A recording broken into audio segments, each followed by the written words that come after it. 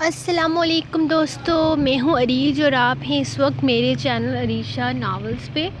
دوستو میں آپ کو کچھ باتیں آج کلیئر کر دیتی ہوں کہ آج ہمارے گھر میں بہت سارے بچے آئے ہوئے ہیں۔ مطلب ایسا ہے کہ میری جو خالاس کے بچے ہیں ان کو یہ ہوتا ہے کہ سیٹرڈے چھٹیاں ہو گئی ہیں تو اب ہم نے خالہ کے گھر جانا ہے، تو وہ سارے بچہ باٹی ہمارے گھر میں اس وقت سب لوگ جاگ رہے ہیں، کوئی بھی نہیں سویا ہوا۔ تو میں بڑی مشکل سے ایپیسوڈ لکھی، ابھی میں سڑک کے بالکل پاس بیٹھ کے اس کو ریکارڈ کرنے لگی ہوں کیونکہ کمروں میں انہوں نے آتش مچایا ہوا ہے، مطلب انی مچائی ہوئی ہے، کیا بتاؤں میں۔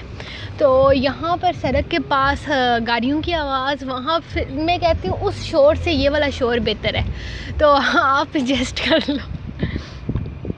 میں یہ کوشش کروں گی کہ جب کوئی بڑی گاڑی، کیونکہ بڑی گاڑی آواز زیادہ کرتی ہے، جب کوئی بڑی گاڑی گزرے تو میں کم کر لوں۔ ایک تو یہاں پہ ہوائیں چل رہی ہیں تو ہواؤں کی بھی ریکارڈنگ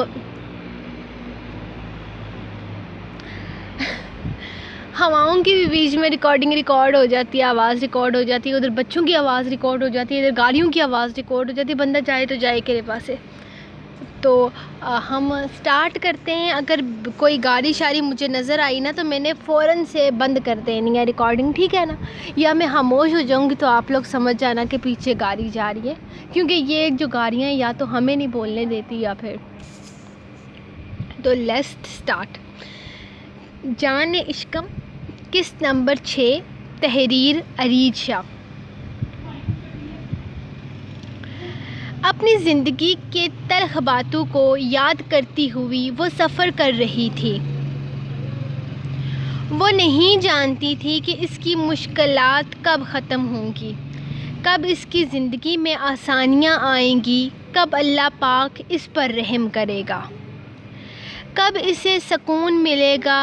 اپنے ماں باپ کی اکلوتی بیٹی تھی وہ، یہی وجہ تھی کہ ان دونوں نے اسے دنیا سے چھپا کر رکھا تھا، جیسے اس کے چھن جانے کا ڈر ہو، جیسے اس کے بچھڑ جانے کا ڈر ہو، اس کے کھو جانے کا ڈر ہو۔ اس کے معاملے میں وہ دونوں بے حد محتاط رہتے تھے۔ میٹرک کے بعد اس نے کالج کی شکل بھی نہیں دیکھی تھی، گھر بیٹھ کر ہی وہ اپنی تعلیم مکمل کر رہی تھی۔ اس کے دل میں بہت ساری خواہشیں تھیں۔ وہ کالج جانا چاہتی تھی، یونیورسٹی میں ایڈمیشن لینا چاہتی تھی، لیکن اپنے ماں باپ کے ڈر کی وجہ سے وہ کچھ بھی نہیں کر پائی۔ 4 مہینے پہلے ہی تو اس کا FA کا رزلٹ آیا تھا۔ وہ بہت اچھے نمبروں سے پاس ہو گئی تھی۔ اس کے ماں باپ کتنے خوش ہوئے تھے۔ اب وہ آگے پڑھنے والی تھی کہ اچانک سب کچھ ختم ہو گیا۔ اس کے ماں باپ اس سے ہمیشہ کے لیے دور ہو گئے۔ اس شخص نے اس کی آنکھوں کے سامنے انہیں ختم کر دیا۔ اس کا رونا دھونا، تڑپنا، چیخنا، ہر چیز اس نے نظر انداز کر دی تھی۔ پتہ نہیں وہ ظالم شخص اس سے کس چیز کا بدلہ لے رہا تھا۔ یہ بات تو وہ ہمیشہ سے جانتی تھی کہ وہ کسی کے نکاح میں ہے، اور یہ بھی جانتی تھی کہ وہ لوگ بہت ظالم ہیں۔ وہ اس کے نکاح میں تھی، لیکن اس کے بابا نے وعدہ کیا تھا کہ وہ اس کے 18 سال کے ہوتے ہی طلاق کے لیے کیس فائل کر دیں گے۔ لیکن اس شخص نے اچانک آ کر اس کی ہنستی کھیلتی زندگی برباد کر دی تھی۔ وہ تڑپ رہی تھی، سسک رہی تھی، لیکن اس کی سسکیاں سننے والا کوئی نہیں تھا۔ وہ اس دن کو بھول نہیں سکتی تھی جب اس نے اپنا سب کچھ کھو دیا تھا۔ کتنا اذیت ناک دن تھا وہ، جب بھی اس دن کو یاد کرتی تھی خون کے آنسو روتی تھی۔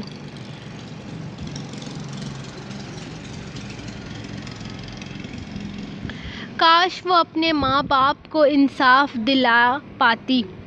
اس کی ماں باپ کی لاش اس کے سامنے پڑی تھی اور وہ بے بس تھی۔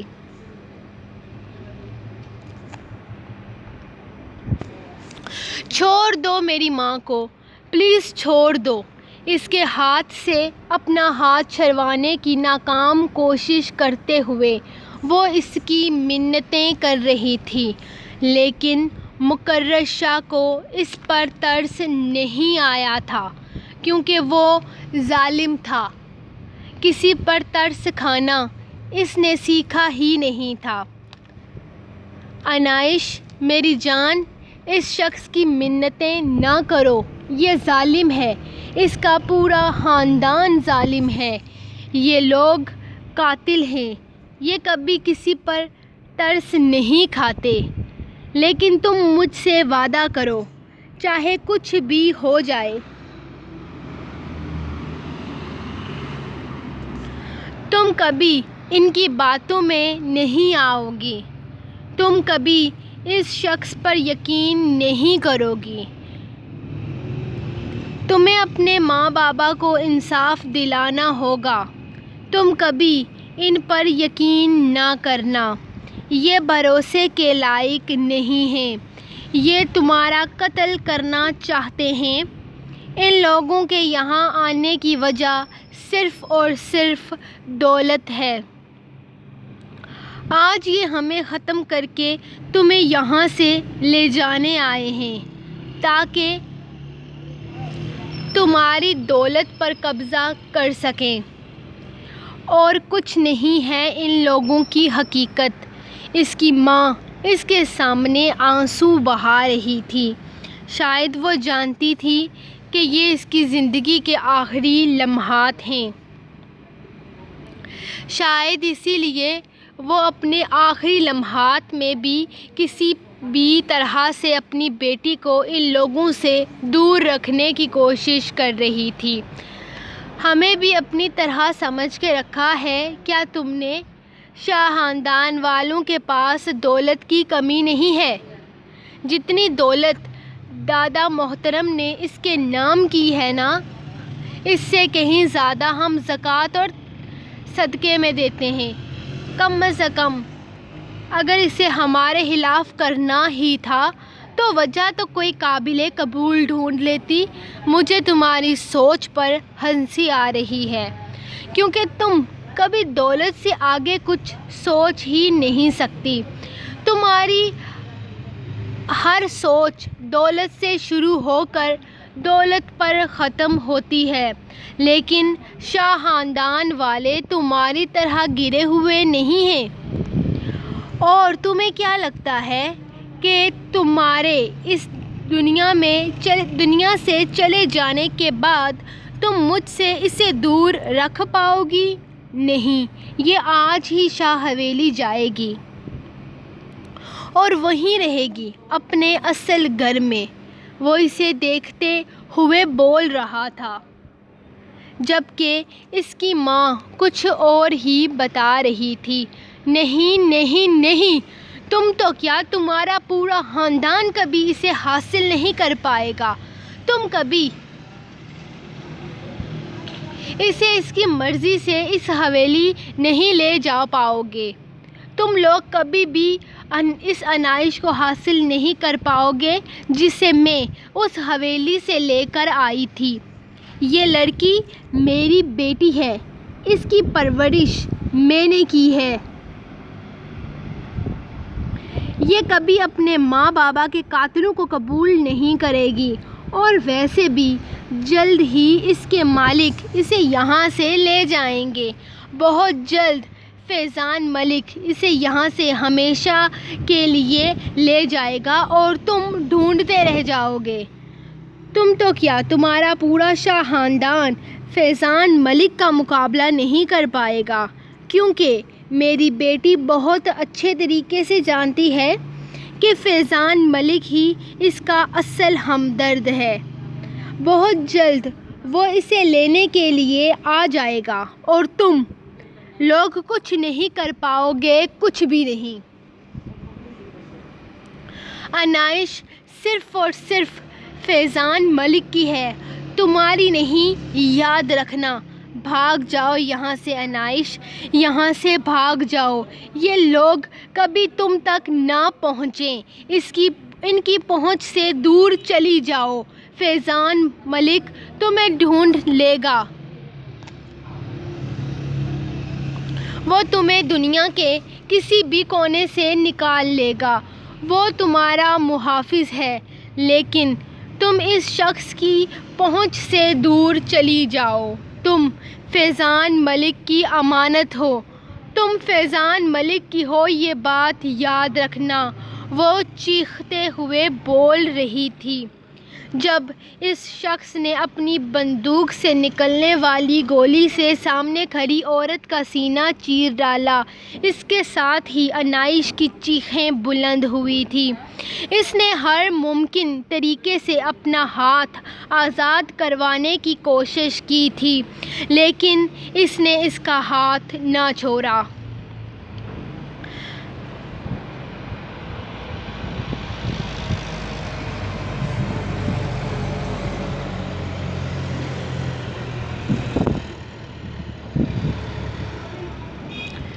بلکہ خود بے حد غصے سے اس کے ہاتھ پر اپنی گرفت تنگ کرتا اس کے پاس آ گیا۔ یہ لڑکی میری ہے، سید مقرر شاہ کی، اس کا مالک صرف سید مقرر شاہ ہے، کوئی فیضان ملک نہیں۔ میری ہے یہ، سنا تم نے؟ یہ میری ہے۔ انائش مکرم شاہ کی ذات پر صرف سید مکرم شاہ کا حق ہے۔ وہ اس کی لاش کے قریب بیٹھا پاگلوں کی طرح بولے جا رہا تھا۔ اس وقت وہ اسے کوئی پاگل ہی لگ رہا تھا۔ شاید میں مارتا نہیں تم سے، حویلی والوں کے بہت سارے حساب باقی تھے، لیکن تم نے میری ملکیت کو کسی اور کا کہا، یہ اچھا نہیں کیا۔ وہ اس کی لاش کے قریب بیٹھا عجیب وحشت زدہ انداز میں بولے جا رہا تھا۔ یہ آدمی اپنے ہاتھوں سے ایک شخص کی جان لے کر اس کے سامنے زمین پر بیٹھا اس سے باتیں کر رہا تھا۔ اس کا دل درد سے پھٹ رہا تھا۔ اس کے ماں باپ اس سے دور ہو چکے تھے ہمیشہ کے لیے۔ اسے سمجھ نہیں آ رہا تھا وہ کیا کرے۔ انسان اتنا بے بس بھی ہو سکتا ہے۔ وہ بے بسی سے اپنے ماں باپ کی موت پر روتی، نہ جانے کب بے ہوش ہو گئی۔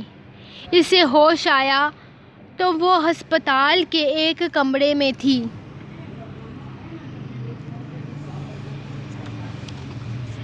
اس کے سر پر ڈاکٹرز کی فوج کھڑی تھی، کوئی اس کا ہاتھ چیک کر رہا تھا تو کوئی پیر۔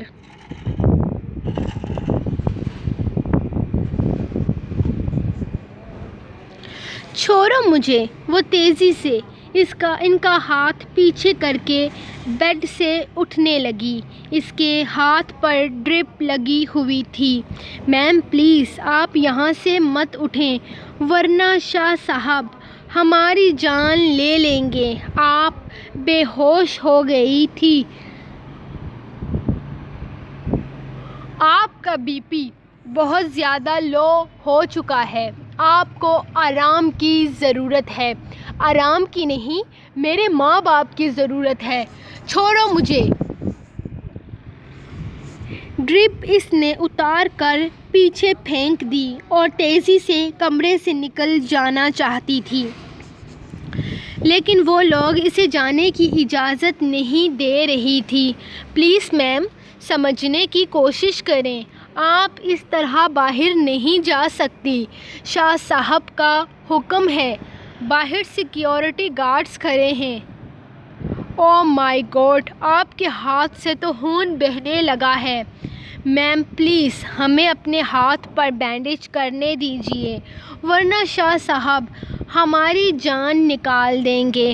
اسی ہسپتال میں ہماری قبریں کھود کر ہمیں گاڑ دیا جائے گا۔ ڈاکٹر اس کی منتیں کر رہے تھے۔ اس نے ایک چیز نوٹ کی تھی، یہاں موجود ڈاکٹرز اور نرسز لیڈیز تھیں۔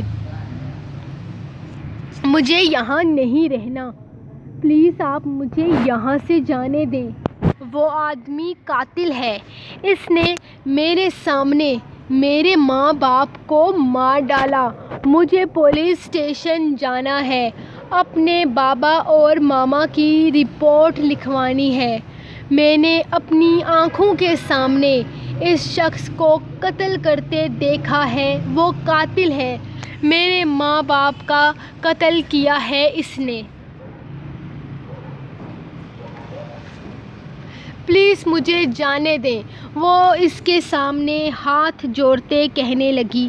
اس کے پھوٹ پھوٹ کر رونے پر ڈاکٹر کو بھی اس پر شاید ترس آ گیا، اسی لیے اس کا ہاتھ تھامتے ہوئے اسے اپنے ساتھ بٹھانے لگی۔ میم، ہمیں پتہ ہے، شاہ صاحب نے ہمیں بتایا ہے آپ کی مینٹل کنڈیشن ٹھیک نہیں ہے، لیکن سب کچھ ٹھیک ہو جائے گا۔ پلیز آپ یہاں آرام کریں، ہم ابھی شاہ صاحب کو بلا کر لاتے ہیں۔ وہ اس کی منتیں کرتے ہوئے بولی۔ یہ ڈاکٹر اسے پاگل کہہ رہی تھی۔ وہ آدمی اسے پاگل ثابت کر رہا تھا۔ نہیں، میں پاگل نہیں ہوں، میں سچ کہہ رہی ہوں۔ اس آدمی نے سچ میں میری آنکھوں کے سامنے میرے ماں باپ کا قتل کیا ہے۔ میں جھوٹ نہیں بول رہی، یقین کریں میں پاگل نہیں ہوں۔ وہ ڈاکٹر کی منتیں کر رہی تھی، جبکہ ڈاکٹر اسے کسی بچے کی طرح پچکارتے سمجھا رہی تھی۔ نہ جانے کب کیسے کسی نے اس کے ہاتھ کو انجیکشن لگایا تھا۔ اس نے ایک نظر نرس کو دیکھا اور پھر بے ہوش ہو گئی۔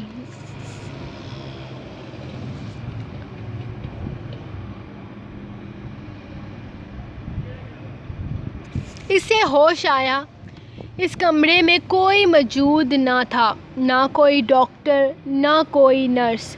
کمرہ اے سی کی کولنگ سے ٹھنڈا ہو رہا تھا۔ اسے سردی سی محسوس ہونے لگی۔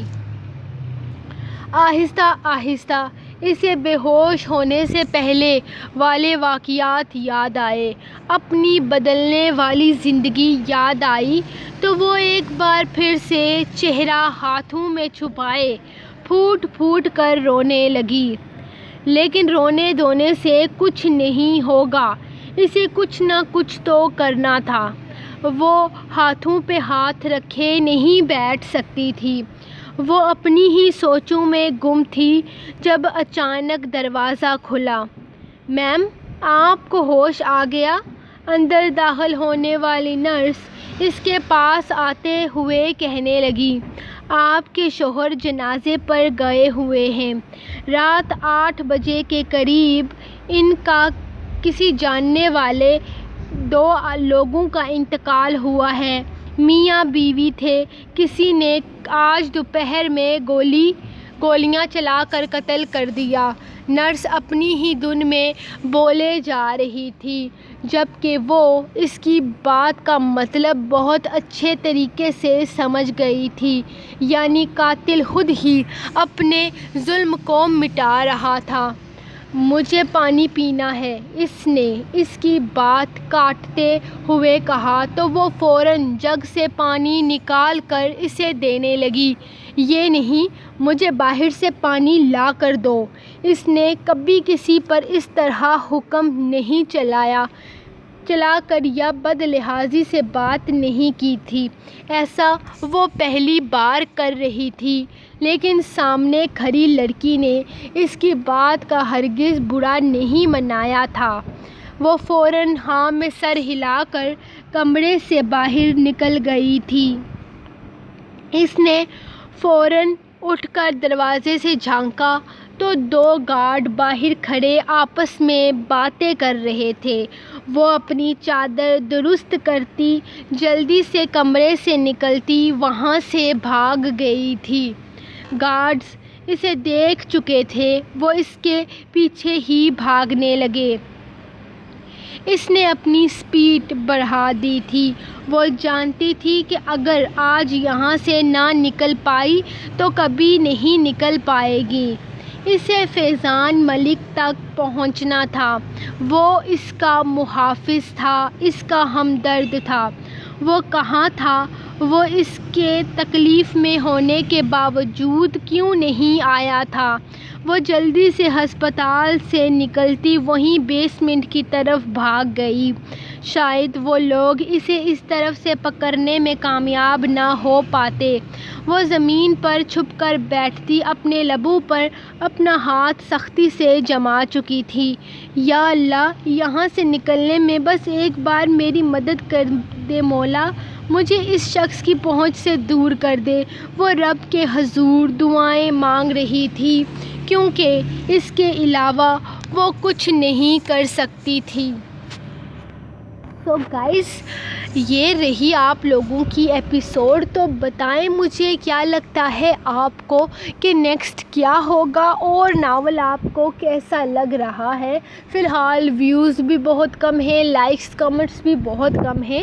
سمجھ سکتی ہوں سٹارٹنگ ناول میں بہت سارے مسئلے ہوتے ہیں، اور مجھے بتائیں اگر آپ کو کوئی چیز سمجھ نہیں آ رہی تو ابھی سے میں کلیئر کر دیتی ہوں۔ باقی دونوں کپلز جو آپ کو سامنے آئے ہیں وہ کیسے لگ رہے ہیں، کون سا کپل زیادہ پسند آ رہا ہے، اپنی رائے ضرور مجھ سے شیئر کریں اور بتائیں مجھے کہ آپ کو ناول کیسا لگ رہا ہے۔ اس کے علاوہ میں آپ کو لکھ کر بتانا میرا زیادہ بہتر رہے گا، کیونکہ پھر آپ لوگ کہتے ہیں کہ میں بتاتی نہیں ہوں۔ اصل میں بتاتی ہوں، آپ لوگ پڑھتے نہیں ہو۔ تو بات یہ ہے جناب کہ سنڈے ایپی نہیں آئے گی، کیونکہ جیسا کہ میں آپ کو پہلے بھی بتا چکی ہوں کہ سنڈے کو ہمارے گھر میں بہت سارا رش لگا ہوتا ہے، جس کی وجہ سے بالکل ٹائم نہیں ملتا لکھنے کا۔ تو اس بار میں سنڈے کو ایپیسوڈ نہیں دیا کروں گی، نہ فیس بک پر اور نہ ہی یہاں پر، کیونکہ آپ کو پتہ ہے کہ جون جولائی کی چھٹیاں ہو چکی ہیں اور میرے جتنے بھی چھوٹے موٹے کزنس ہیں سب چھٹیاں کر کے اب آ گئے ہیں، تو یقیناً ان کو یہیں پر رہنا ہے اپنی خالہ کے پاس۔ تو آپ سب سمجھ جاؤ کہ اس دفعہ چھٹیوں میں کم از کم جتنا چھٹیوں کے دن ہوتے ہیں تب تک میرے لیے مشکل ہی رہے گا ایپیسوڈ سنڈے کو دینا، اسی لیے سنڈے کو ایپیسوڈ نہیں آئے گی، لیکن میں پھر بھی کوشش ضرور کر سکتی ہوں، لیکن وعدہ نہیں کرتی۔ باقی آپ لوگوں کو ناول کیسا لگ رہا ہے آپ نے مجھے تفصیل سے بتانا ہے، اور اچھے اچھے ریویوز دیں، کمنٹس کریں، تاکہ مجھے پتہ چلے کہ نیو ناول میں آپ لوگوں کا کتنا انٹرسٹ ڈیولپ ہوا ہے۔ اس کے علاوہ اپنے فیوریٹ کپل کے بارے میں بتائیں، کون سا کردار سب سے زیادہ اچھا لگ رہا ہے۔ باقی جو کہانی ابھی پینڈنگ ہے اس کو سائڈ پہ رہنے دیں، آہستہ آہستہ، جیسا کہ میں نے بتایا ہے کہ جیسے جیسے آہستہ آہستہ آگے جائے گا آپ کو ساری سٹوری سمجھ میں آ جائے گی۔ تو آپ ملتے ہیں ہم نیکسٹ ایپیسوڈ میں، تب تک کے لیے اجازت۔ آج 6 قسطیں ہو چکی ہیں، مجھے 6 قسطوں کا مکمل ریویو چاہیے، تو انشاءاللہ ملتے ہیں نیکسٹ ایپیسوڈ میں، تب تک کے لیے اجازت۔ اللہ حافظ۔